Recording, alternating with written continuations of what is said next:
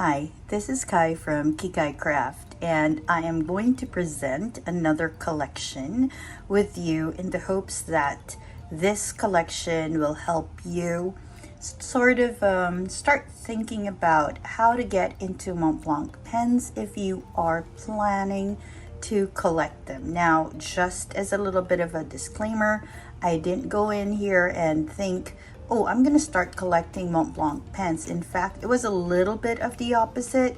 I didn't really think I'd start collecting Montblanc pens because they felt a bit too pricey for me.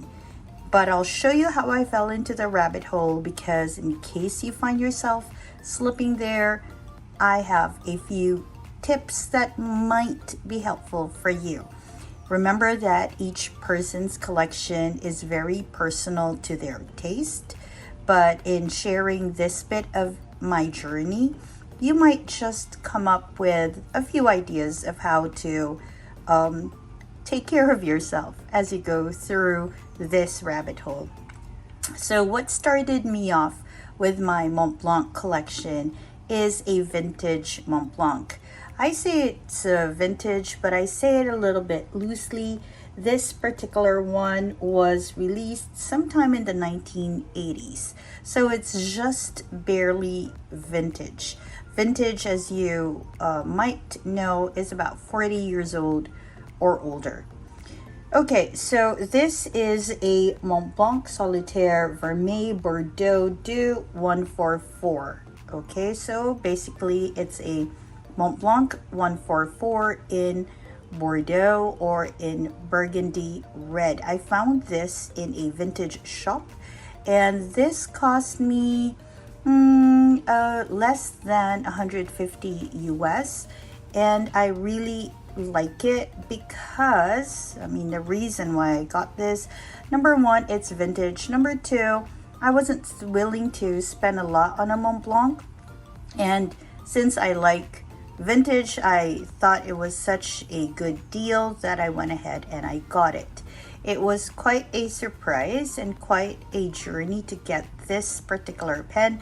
Number one, I was worried about fakes. Number two, it meant I had a lot of help figuring out if I was going to get this pen or not. And at the end, when I did get it and I started writing with it, I felt it was such a pretty little addition to my vintage collection. It wasn't a Montblanc collection that time. It was just a vintage collection. As you can see, it still has a sticker which says it's a medium.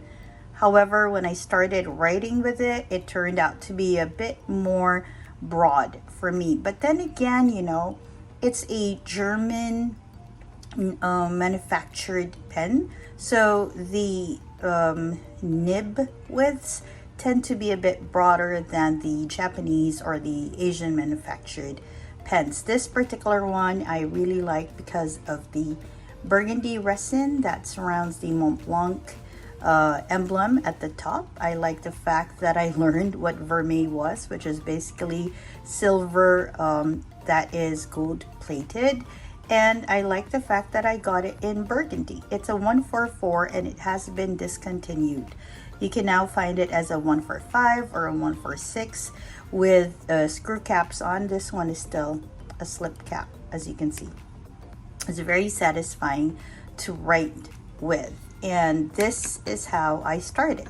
So tip number one, look for a pen in a vintage shop or one of those secondary market shops that you might find in flea markets. This writes like this. It's very smooth, it's very nice. Sometimes though, if the ink is not so wet, it tends to go for hard starts. But it's quite thick and it's quite good. As you can see, I acquired it just in February this year. Now, when I got this one, I thought, okay, this is such a pretty little pen.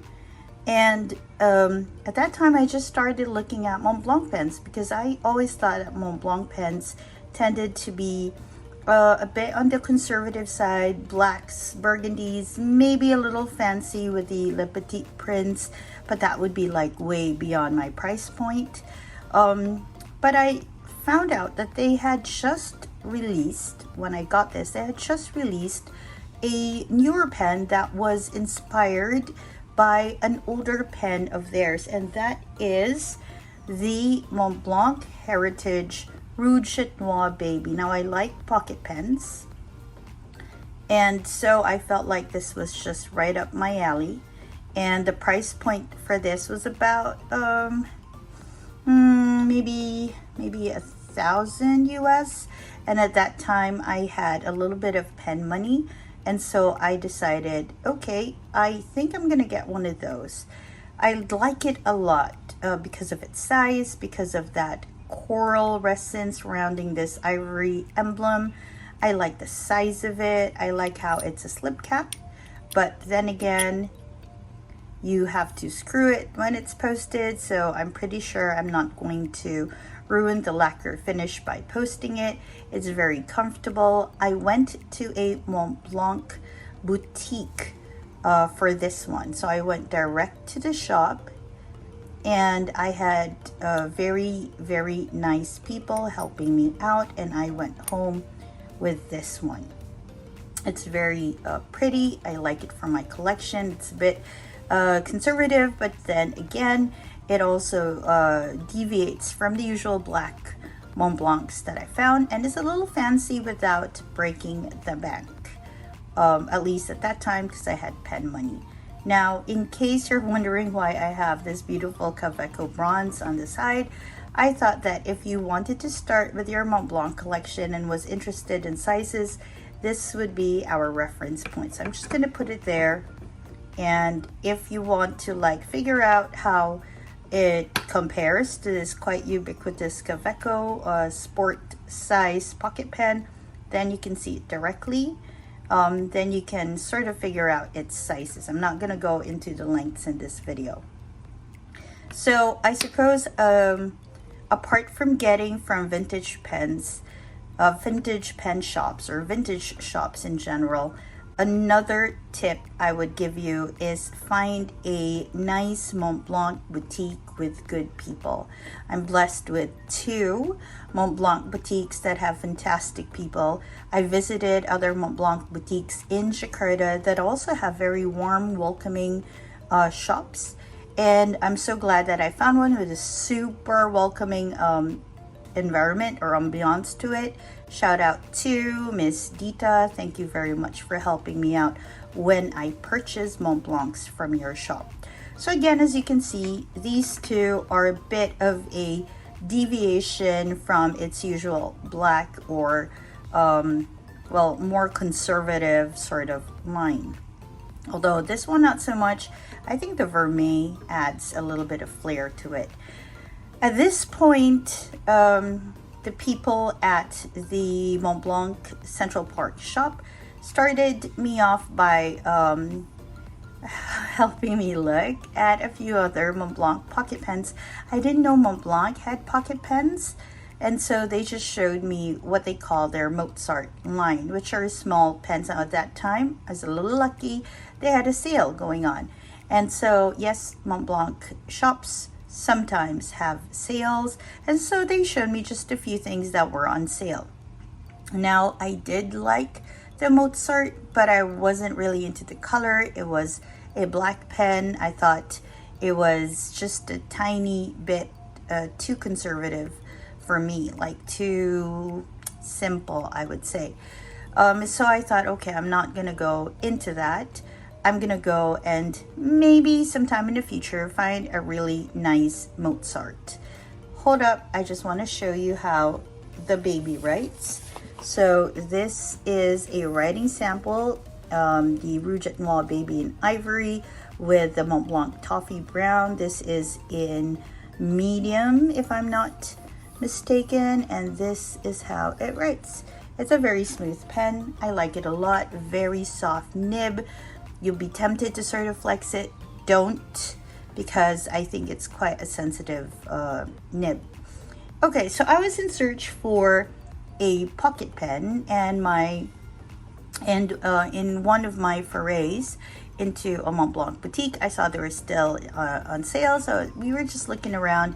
And when I took a photo of one and I shared it with a few Montblanc collectors, very serious collectors, they got a little excited because at the background of one of the pictures I showed them was what they called a Bohème. Now, note that at this point, I really wasn't into Montblancs. I was just a little interested and a little bit excited because I realized that Montblancs weren't just about black pens. And then they started to introduce me to Bohèmes. And I thought that the Bohème, after looking online, was such an ingenious little pocket pen. And so I went and did a little research, and I got myself this so very pretty Bohème. This is the Montblanc Bohème Lacquer Pearl. It was released in 2005, if I'm not mistaken, and this particular design was discontinued in 2015. I got this as a new old stock in a Montblanc boutique here in Jakarta. Again, wonderful people at the Montblanc Senayan Plaza shop. The Bohème is quite a marvel. I know you've seen it in a lot of my videos. I just really love this pen because it has a safety nib, which means you have to rotate this to get the pin out, and that's how you write with it. You can also post it. As you can see, it has threads there that you can use to take that nib out. All right, and if you can see, it has a very nice gouache lacquer pattern. It kind of makes it a bit iridescent, which is pretty. The gouache pattern goes all the way to the cap, and it has that Nagoya cultured pearl on the clip, a very nice touch. And then it has the usual emblem on top, and it's surrounded by the black resin. So I thought, as a pocket pen, it's a little fancy, and it's discontinued, which means it's quite a good collector's item. It was also, at that time, they had discounts, and so I took advantage of it. This one didn't have a huge discount because it is quite a find. And so I had these three, and I was quite happy with them. But then another pen was introduced to me. Now, remember that one of the reasons I was looking at pens when I found this was because I was looking at Mozart's, and I didn't really think I'd get myself a Bohème, but when I discovered it, I thought, ooh, I really like it. And then a few pretty Mozarts came, and one of the Mozarts that arrived at that time is this one. This is a Montblanc. It has quite a name. It is the Montblanc Solitaire Jewelry Collection in Platinum Mozart. Okay, as you can see, it has a pretty pattern on it. It's called the Madelassé pattern, and it's supposed to mimic quilting patterns. It's not quite textured. There's a very, very slight texture to it, but it's not pronounced, not like the gouache on this cap. Okay, and so this particular one was released in 2012. It's a limited run, and so that's when it was released, and then they stopped releasing this particular design, although of course there are a lot of other Mozart designs. What really drew me to this one is everything it is. It's nice, and it's not the usual Montblanc color. Again, I still think of Montblancs as just black pens. So it's a different finish. It has this Madelassé pattern on it, and then on top, as you can see, the emblem is a little different. That's if I'm not mistaken, that is a mother of pearl emblem. And so I thought that was like super cool. Let me see if I can scoot you a little bit so you can see it. There we go. Okay, hope it sort of focuses so you can see. Okay, so that was kind of cool. And so I thought, okay, I have my, wait a minute, let me just scoot you out just a little bit. Okay, so I have my Mozart. This, by the way, comes in fine. Again, this is a new old stock, which means the shop had its box, it had everything. Look at how tiny the nib is. Yep, and it worked quite well for me. They helped me tune the nib up a little bit, so now it writes really smooth. So just to, again, let you know, the Kaweco is here as some sort of like, okay, some sort of a size comparison for you, so you can sort of see the size. Let me show you a writing pattern for the a writing sample for the Bohème. This is in Montblanc medium, and this quite pale one is in limited edition pearl ink, and this is its fine. Okay, so all right, I thought at this point I was quite okay with my Montblancs. I had a lovely collection of 4 Montblancs, very pretty, not the usual ones. And then another set of Montblancs, Mozarts came in, and Miss Dita thought I might be interested in one of them. She has quite an eye for what I might be interested in, and this one came in the picture. This is another Mozart. It is the Montblanc tribute to Montblanc, the mountain, and it has quite an interesting finish. First off, it has the white finish. Okay, you hear rustling. I'm trying to get my notes up. It fell. Okay, and you can see that it has this nice lacquer finish. It has not a rose gold really, but like a red gold color to its trim. Okay, it is in medium. It's quite a nice piece. And then, interestingly enough, yeah, I think you can see it in the light, it has the whole range where Montblanc belongs to, and as you can see, it even has the names of the mountains and the altitude. So that's a lovely detail on this one. Again, I realized at this point, I was collecting Montblancs, and I was sort of like focusing on Montblancs that had very interesting details, but not so expensive as some of their models, so that it would break the bank for me.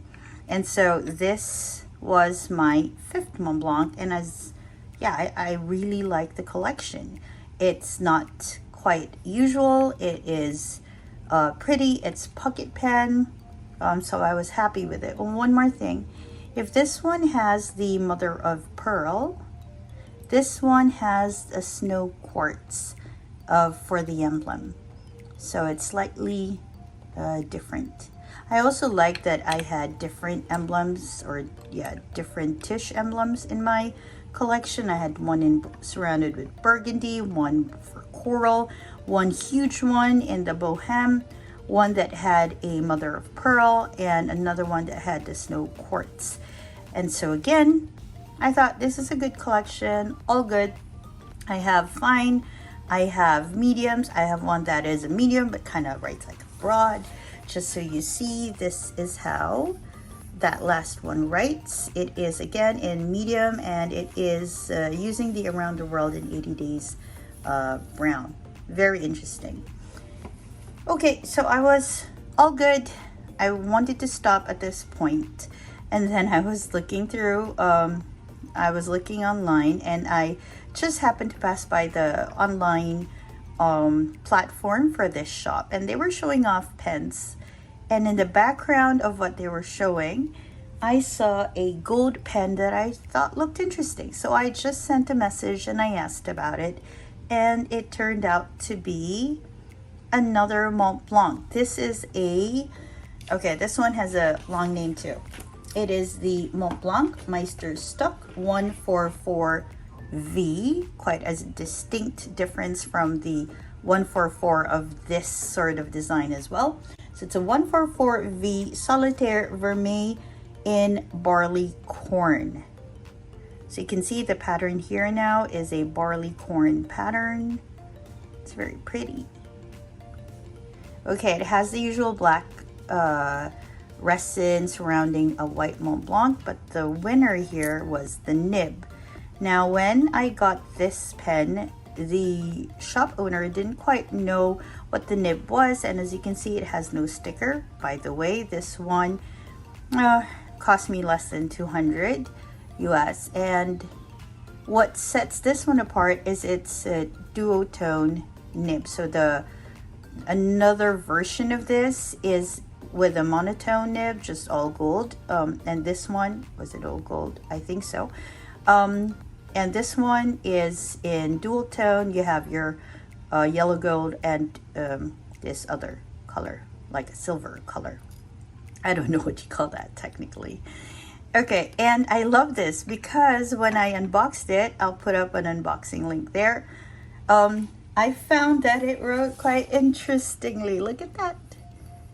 It had this, like, they call it the double broad, but it really makes my penmanship look super cool. It's a bit on the thick side, so I wouldn't say it's a daily writer for me, but it has quite a nice bit of a writing experience. Okay, so now I had 6 pens, and I thought, okay, great. I have quite an interesting set. Again, this is here for your height comparison if you're a bit interested in that. Then the writer's edition for this year came out, and I thought, all right, I love the details on it. I love the color. I love its reference. I like Stevenson's work. And so I thought, since I was going to celebrate my birthday, it would be a wonderful birthday gift to have. It's a bit on the pricey side, and so I was a bit worried about it, but I decided to just pull the trigger and get myself this one, and it serves as my 7th Montblanc. Okay, so just a quick recap. Things that you might want to consider when you get into collecting Montblancs: look for really good vintage pen shops or secondary pen shops, as long as you can trust them to give you original, authentic, I think that's the word for it, authentic Montblancs. Try to get from them. They give you really good prices, like these two. Wonderful prices. I've done a little bit of research, especially on this one, and I think I got it for a steal. Also go for Montblanc boutiques that are welcoming and that have a lot of information. The Montblanc boutique where I got these pens from, they had quite a bit of knowledge in Montblancs. They helped me out a lot. Even when I show them this one, they help me look at it. And so they're very warm, they're very welcoming, and so get yourself a good Montblanc boutique. And third, get a collection that speaks to you.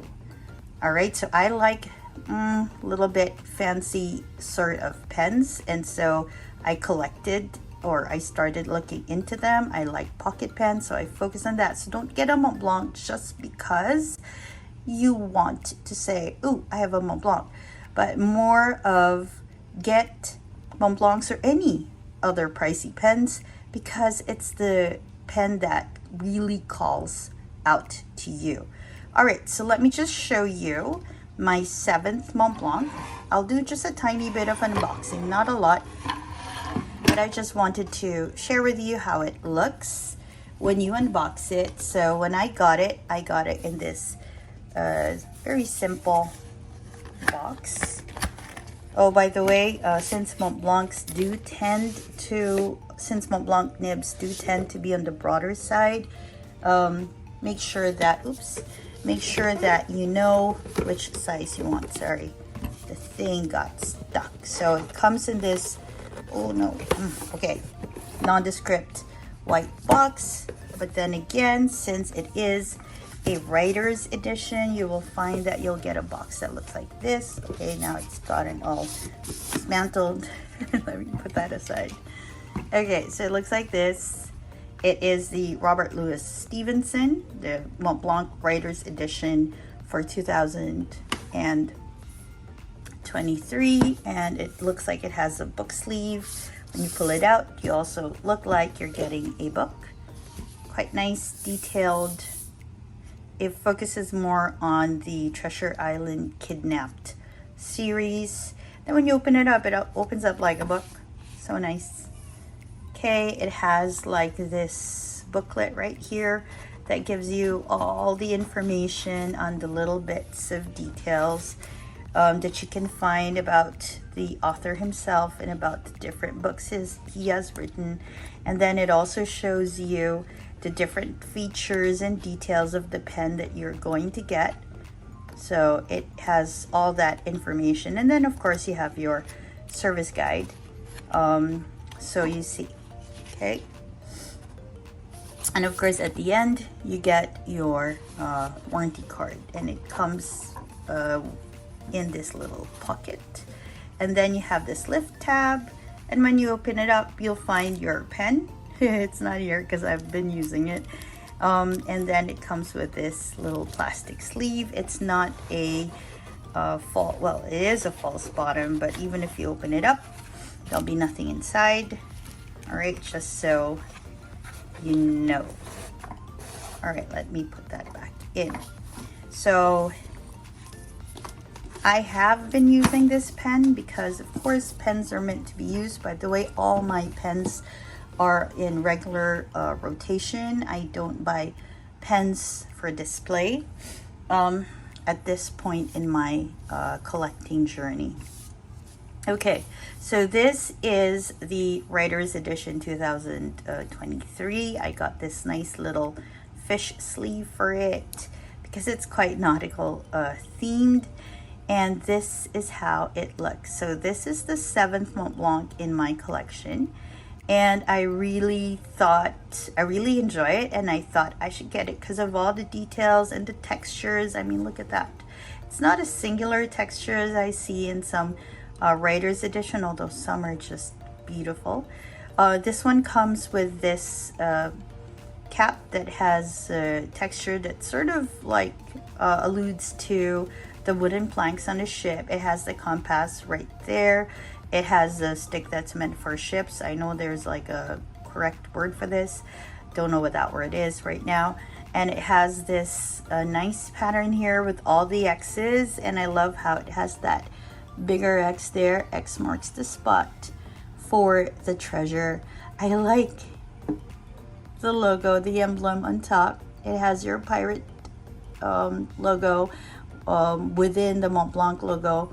I thought that was super cool. I like the fact that it's shaped as a telescope with even like a little peeping thing right there for you, so it looks like you could look but you can't.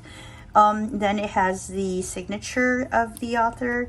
It's a screw cap, and inside you will find just a bit more details that alludes to Stevenson. This means storyteller, which is one of his nicknames. That's the one you see there. As you can see, it's also etched with a nautical themed nib.